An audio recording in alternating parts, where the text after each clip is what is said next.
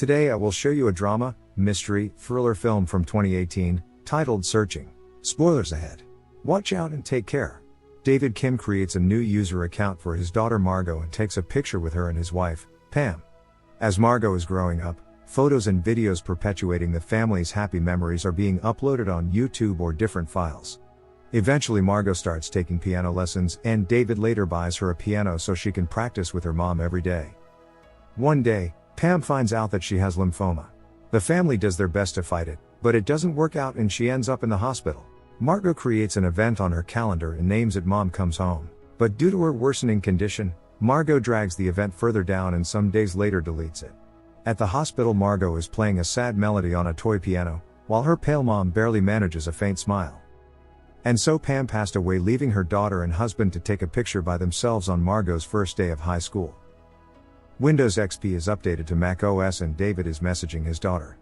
A not-so-happy father requests a FaceTime and reprimands his daughter for forgetting the trash. He also asks about her whereabouts and plans. Margot says that she's going to be running late at her bio study group and hangs up before David could ask about her final. He still proceeds through messages and she admits not having done so well but would still pass. David expresses how proud he is of his daughter and he types that her mom would be proud too, but deletes the last part. David is browsing the news while listening to some relaxing music, when he gets a video call from his brother, Peter. David joins the call and he's welcomed with a cooking pot POV. His brother is trying to make a recipe that was Pam's specialty, kimchi gumbo. David says that he will look for the recipe but he was sure that there was no pot in it, referring to his stash that he has left on the counter near the other ingredients. Peter puts the jar of oregano away and when David inquires about his use, he quickly changes the subject. While David is browsing Pam's files looking for the recipe, Peter asks him about Margot and how their father-daughter relationship is going. Just as the pot master was about to dig up further personal questions, his doorbell rang and so he had to remind David of sending the recipe ASAP before ending the call. While looking for the recipe, Peter comes across a video of Pam making kimchi gumbo with young Margot. Resurfacing feelings of grief and sadness make David hide the video from his search results. While sleeping, David misses 3 calls from Margot. When he wakes up the next day, he tries to reach his daughter via FaceTime, phone calls, and texts but to no avail. By 3 p.m. there is still no response from Margot, and after his work meeting, David is about to text her when he notices that Margot has left her laptop at home, which is very unlike her. He leaves her another voicemail during which he realizes that it's Friday and she is usually at her piano lesson at this time. He calls her piano instructor asking to speak to his daughter, but she is confused, since Margot had stopped attending 6 months ago. Taken aback by this, he scrolls through his conversations with Margot in which there are pictures of David leaving her the money for piano lessons and Margot saying the sessions were going great. The worried father calls her school, who informs him that Margot hasn't shown up to class that day. Anxious, he texts his brother, who suggests that she might have ditched school to go on a trip with her friends and that David should ask them about his daughter's whereabouts. Not knowing any of her friends, David searches for Margot's social media accounts but they are all private. David logs into the family's old computer through Pam's session. She has been keeping the contacts of Margot's middle school friends in an address book. David dials the number of Isaac's home and the mother picks up, instantly recognizing Mr. Kim. Isaac's mom tells him that it might be a reception problem since her son and friends went camping and that Margot was definitely invited, and that they'd come back the next morning. The angry father throws a tantrum through a long text but ends up deleting it and simply requesting Margot to call him as soon as she gets reception. The next morning Isaac calls David and says that Margot never showed up to the trip, and didn't respond when he tried to reach her before taking off, and that was the last red flag David needed to file a report for his missing daughter. Soon after, Detective Rosemary Vick gets in touch with David, saying she was assigned to his daughter's case. She sympathizes with him, being a parent herself, and asks him to give her a better insight into how the events unfolded.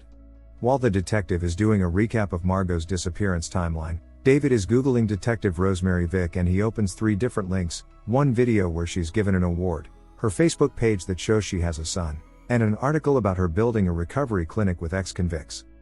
David opens Margot's laptop and tries to log into her Facebook, but her password isn't saved, so he clicks on Forgot Account. A code is sent to her email which he can't get into either, so he sends another code to her recovery email, which he created, so he manages to get in. He then looks at her Facebook friends list and calls one of them. David asks him questions like when he last saw Margot and where he was the night she disappeared, and notes it down into a spreadsheet. He shows it to the detective, who asks David to update her if he learns anything and also to share the spreadsheet with her. So David starts calling Margot's 289 Facebook friends one by one, asking them the same questions. After several calls with Margot's recent chats and acquaintances, he realizes that his daughter didn't have any real friends and that she was isolating herself most of the time. After going through 2/3 of her friends list without learning anything useful, David voices his frustrations to Peter, who suggests taking a look at her offline friends and activities. David looks through her school files and contacts Abigail, the girl who hosted the study group at her house that night. She says that it ended by 9 p.m. and Margot had left by that time. She also enforces the fact that Margot was a loner and used Tumblr a lot. Just as he is checking it, he receives an email from the detective who shares traffic footage of Margot filling up her gas and exiting town. He notes down the place on Google Maps. David checks Margot's bank account and he notices that she has been depositing the piano lesson money there. 6 days prior she made $2,500 payment to a deleted user via Venmo. He checks her Instagram account and notices a user called Derek Ellis constantly posting inappropriate comments on his daughter's pictures. He looks up his number and asks him about his whereabouts the night Margot went missing. He tries to dodge the question, but when David threatens to get the police involved, he admits that he was at a Bieber concert. Detective Vic sends David an email containing a fake ID, saying that Margot met up with a forger around the same time she withdrew the money. The detective spoke to security at Venmo and apparently she sent the $2,500 to herself so it can't be traced, and suggests that Margot probably ran away. David refuses to accept that possibility and continues his own investigation. He goes through Margot's most visited websites and finds a streaming website called Ucast. Not knowing how the site exactly works, he clicks on Cast Now and ends up starting a live stream. As soon as he does, a user called Fish and Chips joins the cast and leaves seconds later. David ends the stream and starts looking through Margot's saved live streams. Margot had few watchers, but her regular was Fish and Chips, who initially asked her favorite Pokemon, to which she responded with Uxie, because it can wipe memories. They talked almost every day, and Fish and Chips once opened up about her struggles with money to pay her mom's hospital bills as she has a bad tumor.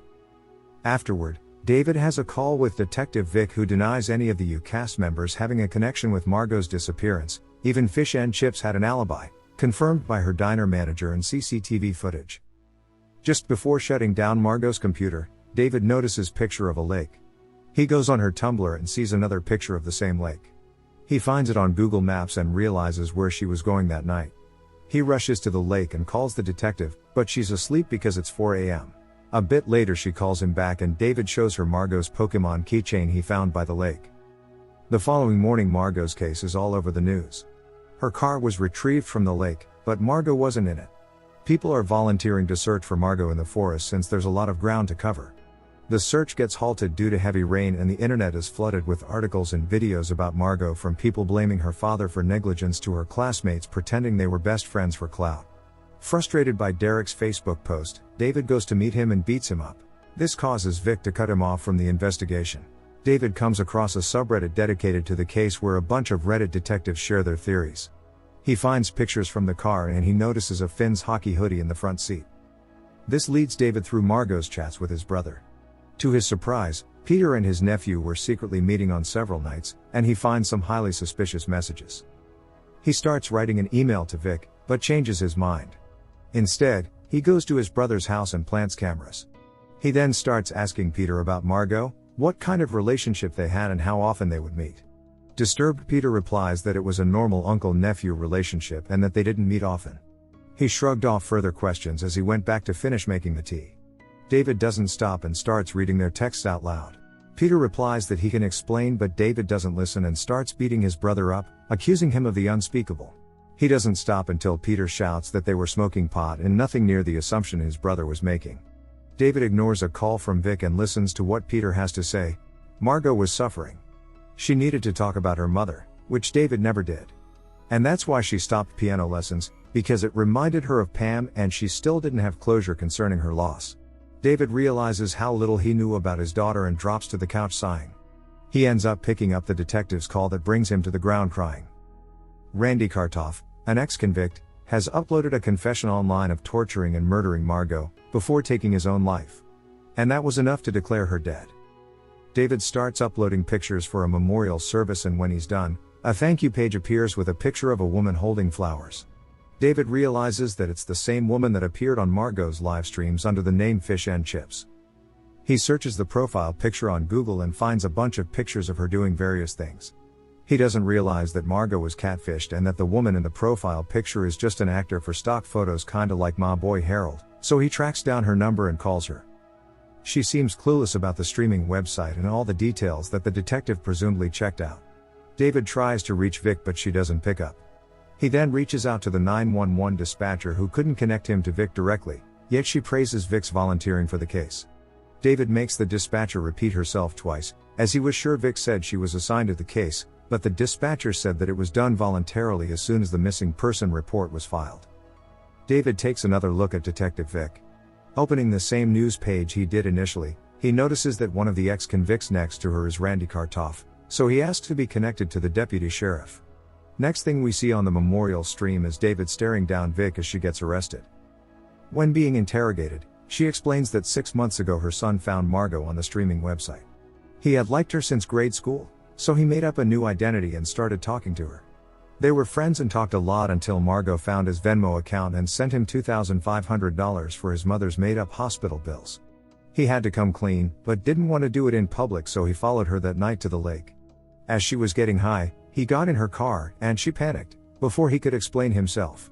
She tried to run and he accidentally pushed her off a cliff.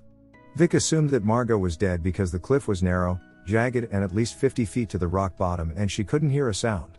So she took lead of the investigation, convinced David that Margot ran away, and told the law enforcement team that the zone her body was in was already cleared. She still needed a confession, so she drugged the ex-con, ordered him to read a script and shot him afterwards. Now knowing her location, a team has been dispatched to retrieve Margot. Turns out she is still alive and makes a full recovery. Sometime later, Margot is continuously refreshing her application for the music conservatory while texting her father. She's come to have closure concerning her mother's death and is ready to take back her piano passion. Her father, on the other hand, is no longer reluctant about bringing up Pam, and while telling Margot that he's proud of her, he sends the text that he deleted at the beginning of the movie, that her mom would be proud too.